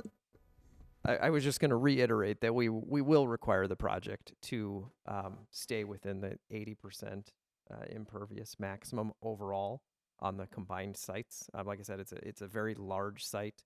I don't think that the addition of a pedestrian route, while it will clearly eliminate some impervious through those parking lot islands right in that location, it's a large enough site that they can pinch here and make other changes, convert some other parking spaces to compact, move some other things around in other areas of the site to make those minor tweaks to stay under that 80% threshold. I don't think that will be too much of a challenge for them.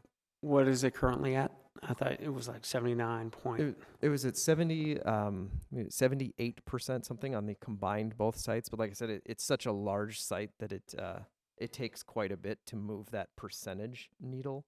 I know looking at what was going to move it even 1% when I was running some of these calculations on the Lunz store site where they're over, I was looking at how many parking spaces would need to be removed to get the store parcel from 81 down to 80, and it was a very large area. It was several parking spaces worth. So a percentage point here is a very large geographic area just because the site itself is so large. So I don't think this change is going to is going to really throw the impervious imbalance off here on this site.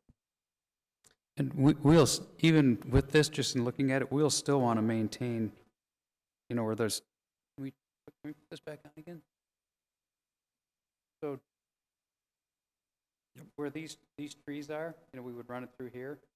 We'll still want to put some trees there because it's important to us that we keep kind of as you come in, kind of a corridor that takes you right down towards the front of the housing. So we're going to want, you're not going to be able to have as large of trees clearly, but we're still going to try to maintain, if we do this, some type of, impervious surface in those islands. Okay. And I just to respond to Commissioner Lavin, yeah, I understand what you're saying about we're not the professionals here and we're not the applicant putting our money on the line. So I have mixed feelings about telling them exactly what to do, but my concern here is this is so specifically related to this huge variance for the setback that they have. If this were 20 feet away, it'd be a lot less concerning. Because it's so large, I would like to see us attach this condition, and I'm very glad the applicant seems open to it.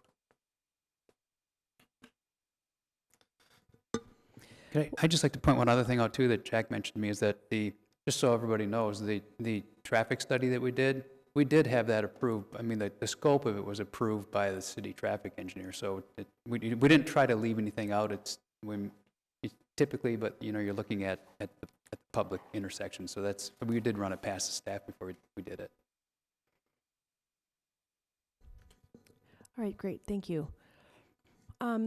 So in terms of talking about what the recommended action is, it would be that we are recommending approval of a resolution granting the site plan approval and variances for an apartment development on the Lunz property at 6200 and 6228 Penn Avenue South.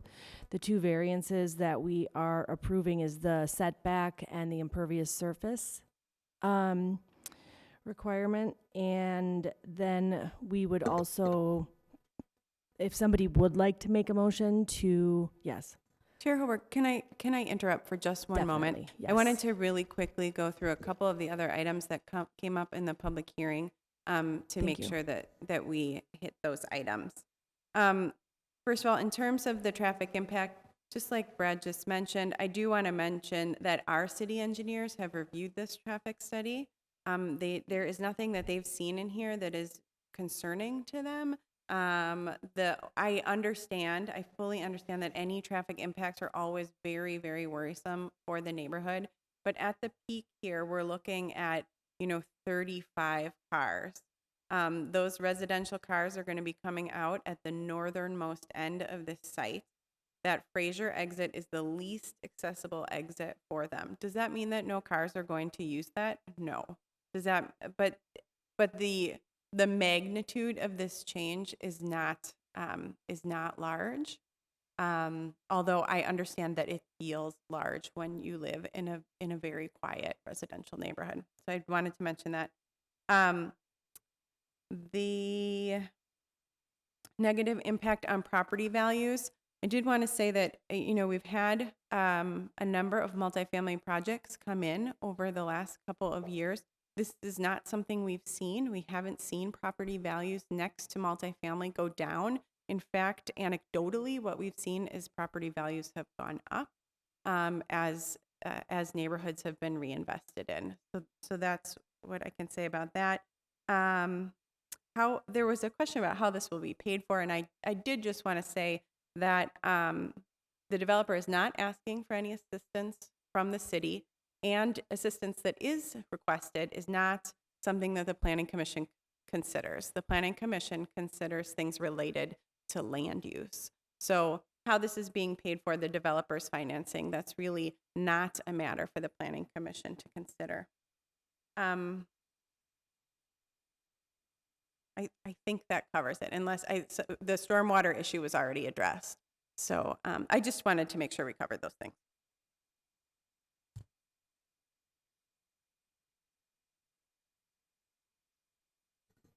Great.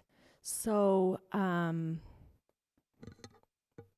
currently, as I was saying, the project does meet the land use requirements except for the 2 variances that we would be granting if we take the recommended action. Would somebody like to make a motion or a recommendation that we would then? To be clear, we're going to be doing 2 separate motions, or are we going to add it on to this one single for your amendments? We could do it as an amendment to the motion too. Chair Hoberg, members of the Planning Commission, the typical procedure is to make the motion that's in front of you, and then that motion can, once that motion is made and seconded, that motion can kind of stand. Then commissioners have the opportunity to make amendments. The amendments are voted on their own separately from the main motion. If they fail, then you go back to the original motion. If the amendment passes, it's added to the main motion and then voted on. All right, would anybody like to make a motion? Chair, I would like to make a motion to approve a resolution granting site plan approval and variances for an apartment development on the Lunz property at 6200 and 6228 Penn Avenue South. I second. All right, so at this point would be when we would make the amendments. Yep. Madam Chair, I'd like to make a motion to amend the motion to include the condition of adding an east-west sidewalk that goes from a building entrance on the apartment building directly to the sidewalk on Penn Avenue that meets ADA minimum width. I would like to second that. Yes, discussion. I'm willing to vote for that amendment. I just have a request that we get these proposed changes earlier. I'd be more comfortable getting them farther in advance. This is a kind of small one, but rather than mid-meeting. So however we do that, so the public could even see it. Yeah, that's a good point. Thanks. Thank you. Do we have a second? Yeah, I seconded it, yes. So, would we then do a vote on the motion with the amendment? No, you would, Just the- right now, you would got be it. voting just on the proposed amendment. And then, based on the result of that, you move back All right, to the thank main you. motion. All right, so all in favor of the proposed amendment, say aye. Aye. Opposed? All right, so the recommendation and the motion carries. The next step would be to take a vote on the amendment. The motion with the amendment. So we're voting now on the amendment. You voted on the amendment, now you're Got it. voting on the motion Okay, plus got the it. amendment. All right, so we'll now be voting on the motion plus the amendment. Do we want any discussion? We already had discussion. Okay, all in favor say aye. Aye. Aye. Okay, Is that okay? any opposed? All right, the motion carries. Staff, would you be willing to read it as we just did it to make sure it's clear? I'm going to need to get the exact language from Commissioner Hayford O'Leary. Okay. But essentially, you have voted to recommend site plan approval and variances for a proposal to construct a 127-unit apartment building on a portion of the Lunz property at 6200 and 6228 Penn Avenue South, with an added condition to add a pedestrian entrance and direct connection, east-west connection to Penn Avenue that meets minimum ADA requirements. All right, great, thank you. All right, thank you everybody that came to the public hearing, and thank you for your information. All right, we will be moving to the next item on our agenda. Which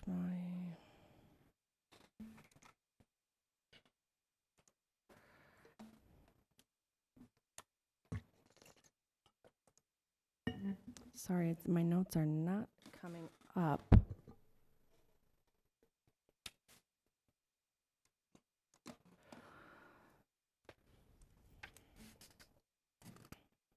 Technical issue, sorry. All right, the next item on the agenda, we will be voting to continue a public hearing, or talking about continuing a public hearing to consider an amendment. Chair Yes. Hoberg, I think you're bypassing item number 4. There's sorry about one more that. public hearing before that Got continuance. it, I see that. I'm having problems with seeing my computer tonight. Page 73, if anyone needs to find it in your packet. Okay, thank you. Public hearing to consider a request for conditional use permit to allow small wireless facilities in the right-of-way near 6920 Penn Avenue.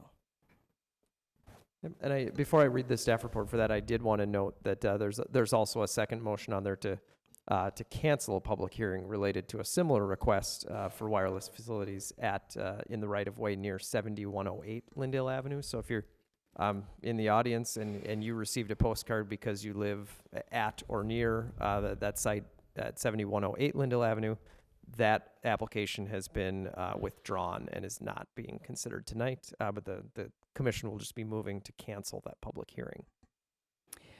Okay, thank you. So the SAC Wireless, on behalf of AT&T, is requesting approval of a conditional use permit to allow the installation of a small wireless facility in a residential area.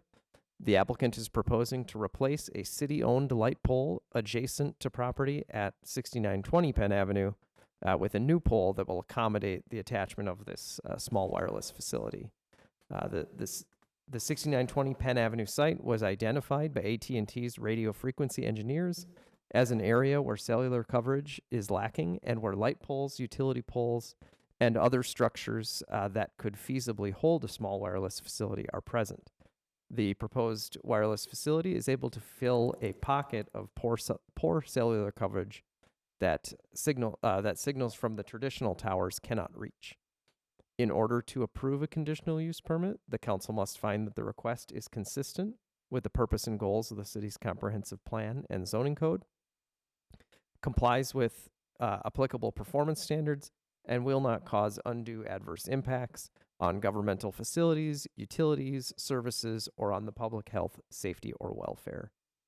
Finding that the proposal meets requirements, staff is recommending approval of the CUP for a small wireless facility at 6920 Penn Avenue. And I just did want to remind commissioners and anyone in the audience that in July of this year, the Planning Commission reviewed 5 other applications for these wireless facilities throughout the city. The City Council did then approve those the following month. So that there were 5 approved, and now we have 1 more in front of us. The attached materials, the map that's attached to the report, it does show that Lindale site. But if an application for that site ever does resurface, they would essentially have to start from scratch. There would be a new public hearing called with all the appropriate notification for that or any other site if it does come back.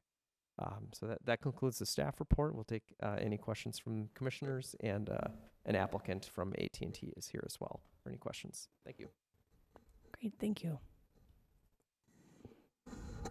Question for staff. Was that previous, and I don't have my papers with me, was that also AT&T in July, or was that a different, that was AT&T? Yes, Commissioner Levin, that's correct. Those sites were also AT&T. We have not seen, just kind of segueing off your question, we have not seen applications yet from any of the other carriers. Okay, thank you. So looking at a picture, it looks like it's the pole on the street side, the light pole. Is that correct? Or is there another? Would we like to have pole? the representative to come up to the podium just in case he could answer any of these questions as well? Thank you. Yes, Commissioner Rudolph, that's correct. On the west, that would be on the west side of Penn Avenue. That existing city light pole would be replaced with a similar looking pole. Hi, I'm Patrick Jones with SAC Wireless. I'm the representative for AT&T at this meeting. Great, thank you for being here, and thank you for sitting through that long previous item on our agenda. No problem. I see a lot of these meetings. Okay, great. Does anybody have any questions? I just have a quick question. When is 5G going to be up and active, or is it just once the facility is installed, or? To explain that, I could take just as much time as the previous one just to Could talk you do about like 5G because there's so much to it. a short But this version? would definitely be part of the 5G evolution, where we do move into that big grand plan that everybody is seeing coming with all of the technology and Internet of Things.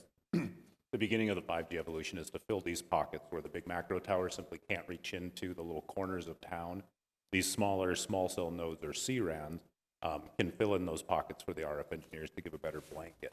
That's kind of step one, but with that there is new technology with better bandwidth, or with higher capacity bandwidths, et cetera, with the different technologies, from switches and routing and that kind of thing. That would all be part of the evolution into 5G. Okay, thank you. So we're going to start seeing these pop up on every block in the city? I can't speak to quantities, but you will see more and more of them as time progresses, as you've seen in St. Paul and Minneapolis and other. But the quantities of every block, I can't speak to that.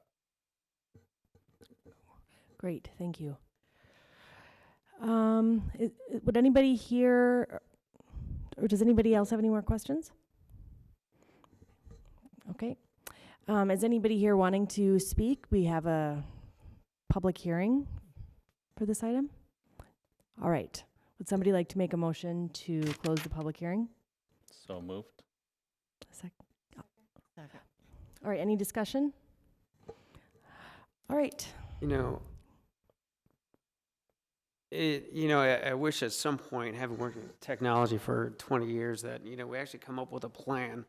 We heard a variance on this a couple months ago, and it sounds like, there's no plan either on the city level for, I wish we could have more of a plan as far as, rolling these things out, where they're going to go, at what point are we going to get 3, 4 telecoms all vying for their wireless 5G technology on every block. And it's really too bad that 5G is not nearly the capability as far as bandwidth and where it can go is with 4G. You know, it's like, it's so less, it's faster, but it's more unsightly.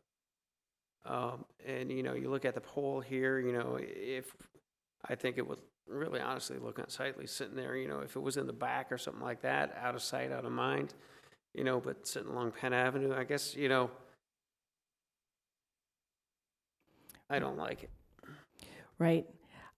We did have some discussion about it at the, I believe, the last Planning Commission meeting, where it's a state issue in terms of the ability to install the 5G facilities pretty much anywhere.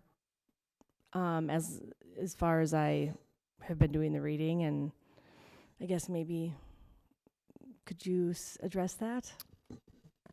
I was just going to add that, yeah, I brought the minutes from the last meeting that we had about this just as a guide, and one of the Planning Commission's specific findings that you added to your motion was to state that the applications for these sites were specifically not at odds with the comprehensive plan's aesthetic criteria, because there is not currently an excessive concentration of these facilities, and that's really the aesthetics and the aesthetic impact on the city is the biggest thing that the city does have control over,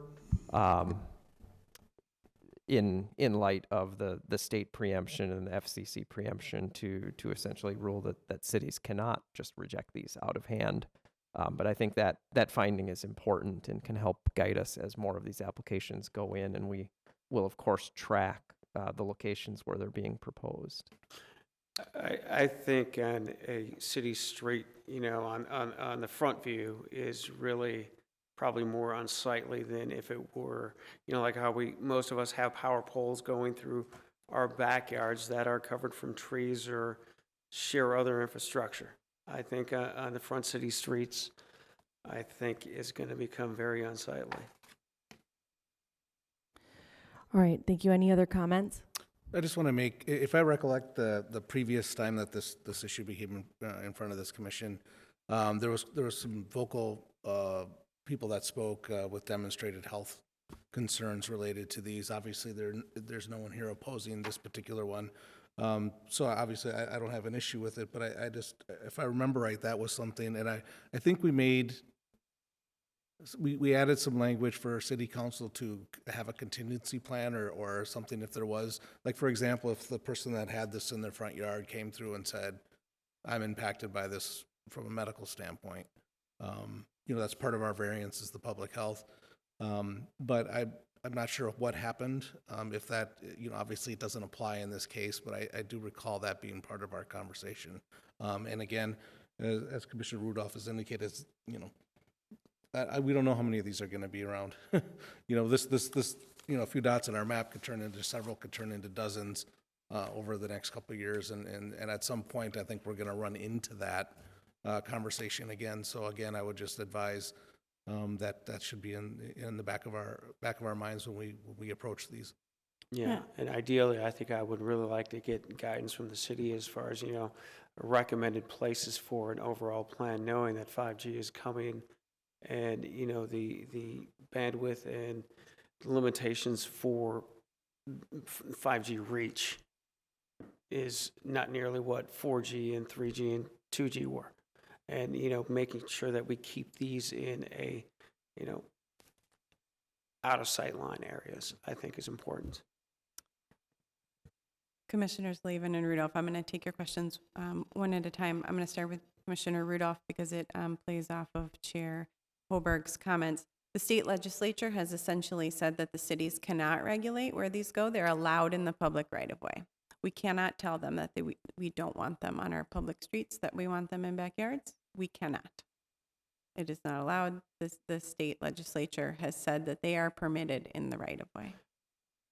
In terms of health impacts, we did discuss that at the Planning Commission and followed up between the Planning Commission meeting and the City Council meeting. At the City Council meeting, we reported that at this time, the World Health Organization does not recognize its electromagnetic hypersensitivity. It's not recognized as a medical diagnosis. And so for us to impose buffering requirements on something that is not currently a medical diagnosis would not be advisable by our city attorneys. So we did look into that after our last public hearing. What does our conditional use permit say? Because we do have it as a conditional use permit, Right. correct? We can make them conditional uses by the legislature. The legislature said that we can make them conditional uses in single-family districts, but we can put reasonable conditions on them regarding aesthetics. Essentially, is all we can do. So we could talk about color. Potentially, if there was a proliferation of them, there might be something we could do to require them to be spread out. The last time we had this public hearing or a similar public hearing, we also followed up with AT&T, whose engineers told us that the spacing requirements for these systems is 1 to 2 blocks. So we did not decide to pursue putting something in the code. One of these every 1 to 2 blocks doesn't seem like it would be a major aesthetic concern. So that's where we went on those items. Well, 1 to 2 blocks with 4 major telecoms, I think that could become an issue. We could Personal certainly look at putting in a 1 block condition on that. Can I make a follow-up comment to the health issue real quick? I would suggest when these come forward, on number 6, the undue adverse impacts on public health, that you put in there the city's stance as a reason for why this isn't a concern. About the right, exactly. I mean, electromagnetic. and I'm not arguing that point at all. But if that's the city's position, that these are not a health concern, or do not create a health concern for anyone, then that should be part of our response to the conditional use permit number 6. And so you're asking that it be in the required findings specifically? Right. Okay, we did put it in the policies section, but yeah, I just think that would make it clear. Someone who gets the agenda, wants to walk through it, would know that that's okay, and that might head off some. Yeah, point well taken. It should say more than no adverse impacts are anticipated. Right. That's great. Thank you. All right, so thank you guys for those questions and the discussion. I think we were about to take a vote on closing the public hearing. So it was seconded, so all in favor say aye. Aye. Any opposed? All right, the motion carries and the public hearing is closed. Is there any other discussion we'd like to have, or would somebody like to make a recommendation? It looks like we have 2 to make, which we need to make a recommendation to cancel the public hearing, or did I skip over that? Chair Hoberg, you're actually just you're actually just canceling the public hearing for the one on the Okay, we didn't have to make a motion to do that one is you Thank have to make a motion to cancel the public hearing. That one I just wanted to clarify is not a recommendation. You're actually canceling it. Great. And then Okay, thank the you. second one, Got you it. are making a recommendation that will move forward to the city council. Great. Well, the first one is easy. So let's, would somebody like to make a motion to cancel the public hearing related to 7108 Lindell Avenue? So moved. Second. All right. All in favor say aye. Aye. Aye. Opposed? Okay, the motion carries. And the next recommendation would be to recommend approval of a conditional use permit to allow small wireless facilities in the right-of-way near 6920 Penn Avenue. Would anybody like to make this motion? So move. Yep. All right. I second. Just wanted to say, I in the future, I would like to see us pursue a buffer distancing. This is going to be an issue. If there's a possibility of doing that as a future item, I think it'd be clearer on telecoms and clearer on the public to know what that might look like. But I support this today, I think, within our options. I agree with that too, and I feel like when you try to read articles or find information on this, it just depends on who's the writer of the article, being like, this is the greatest thing that's ever happened to cities, to like cities have no control over where the facilities go and they have to go up everywhere. So I know Minneapolis is in the process of putting a lot of them in currently, so I don't know if they have guidance around that right now to be able to look at.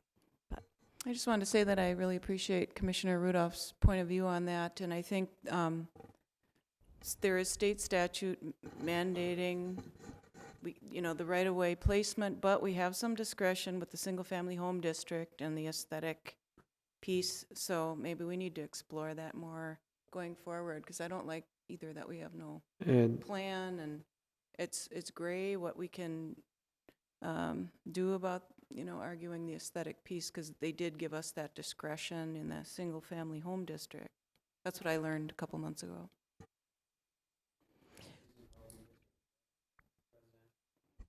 That is correct. Yep. So I believe we do have discretion here.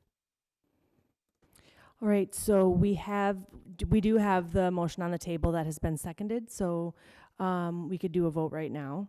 So all in favor say aye. Aye. All opposed? Nay.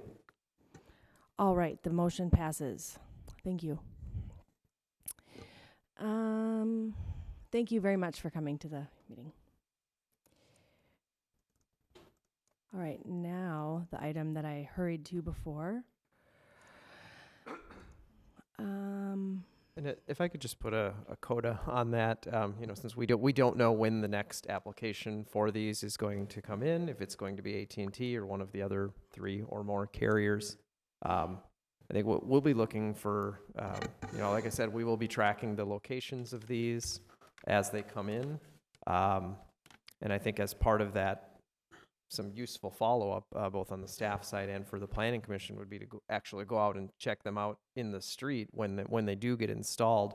If we hear that they have been installed, we can check that they actually pull a permit from Public Works when they do go install these and replace the light pole. But we can certainly make an effort to try to track that when that first batch goes in, just so everyone has an opportunity to actually go see them on the street and see. Obviously, it's beauty is in the eye of the beholder, but we can make our judgments based on what we actually see out there.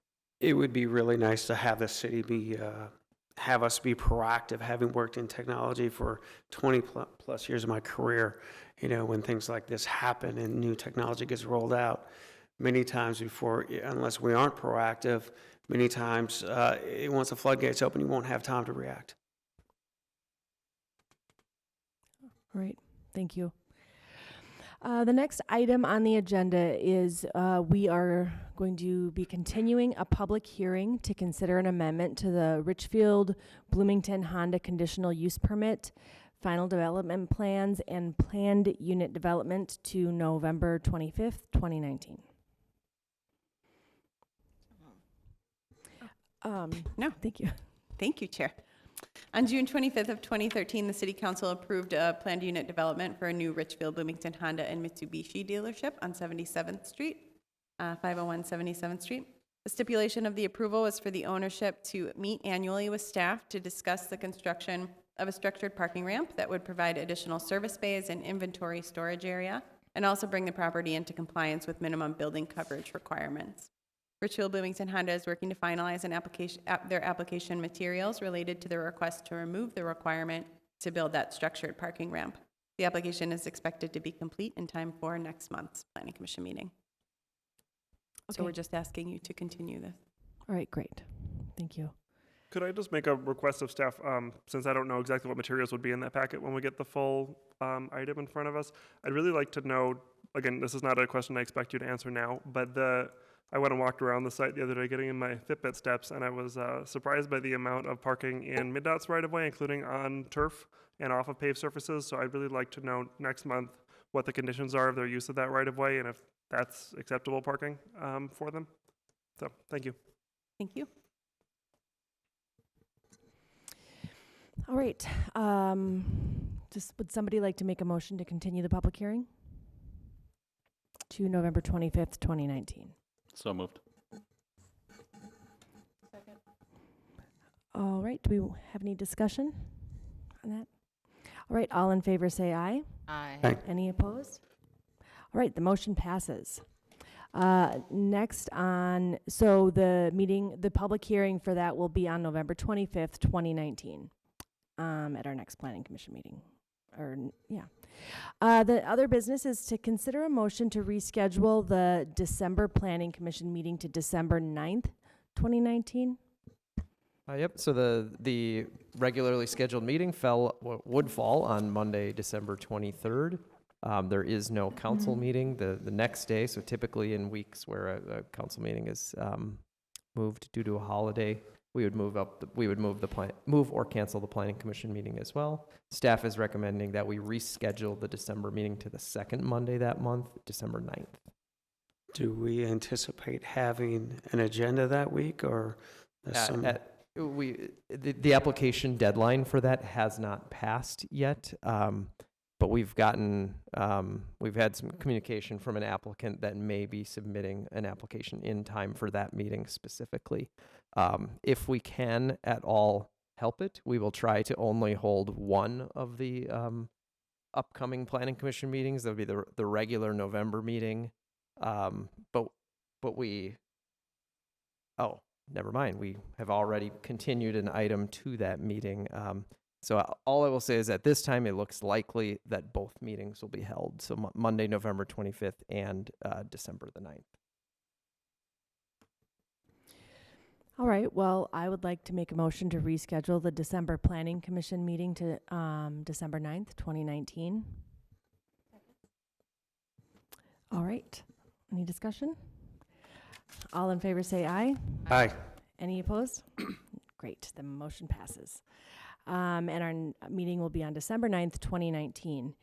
The next up is our liaison reports.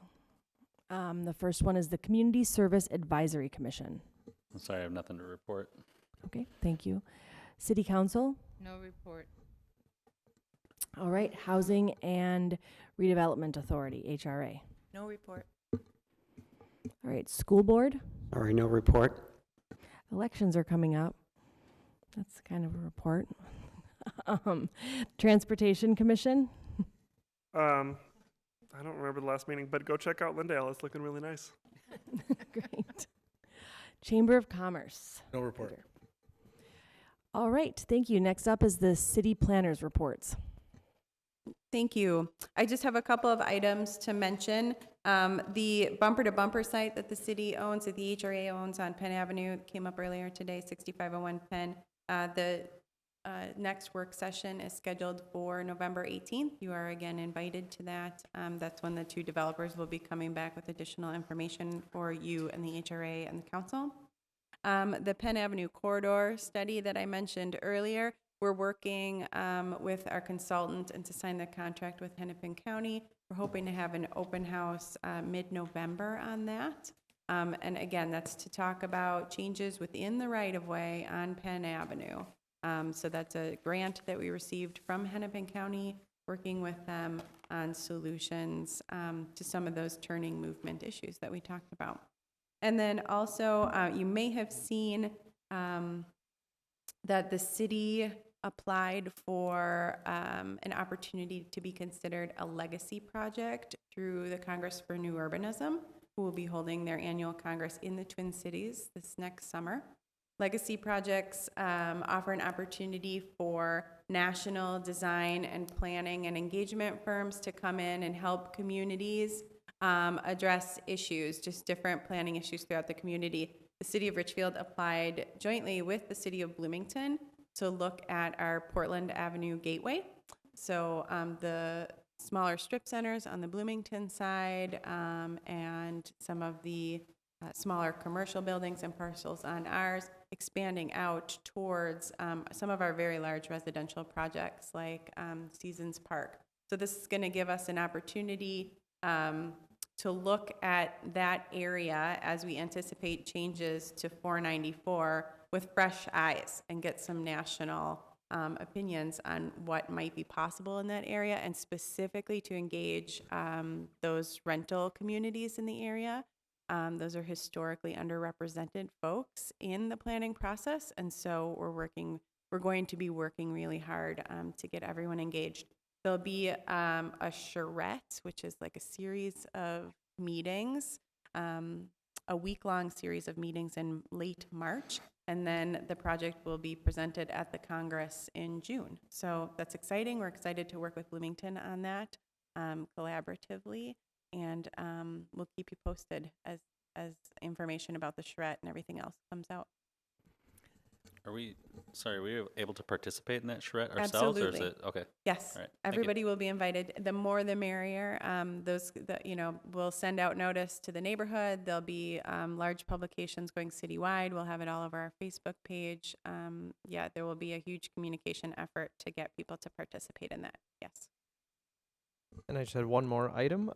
Metro Transit is seeking some additional public input on the Orange Line bus rapid transit between Burnsville and downtown Minneapolis that has 2 stops in Richfield at 35W and 66th Street, and also at 76th and Knox at Best Buy headquarters. If you're not aware of the project, it's been in the news recently, specifically regarding the underpass work that's now underway near Best Buy. And if you drive on 494, you've certainly begun to feel the impacts of that.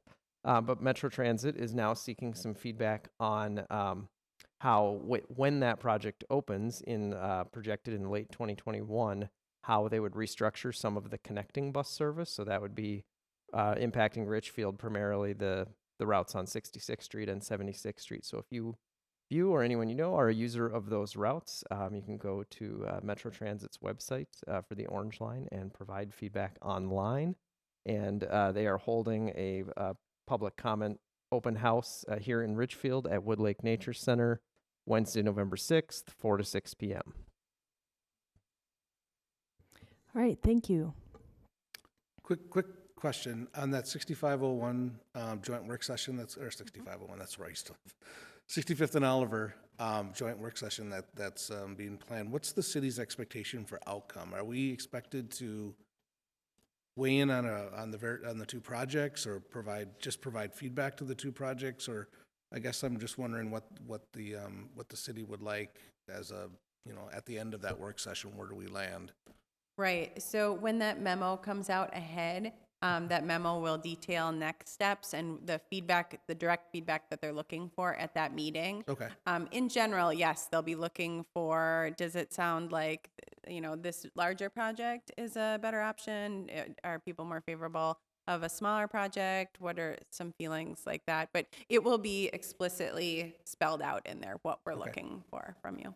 Thank you. Mm-hmm.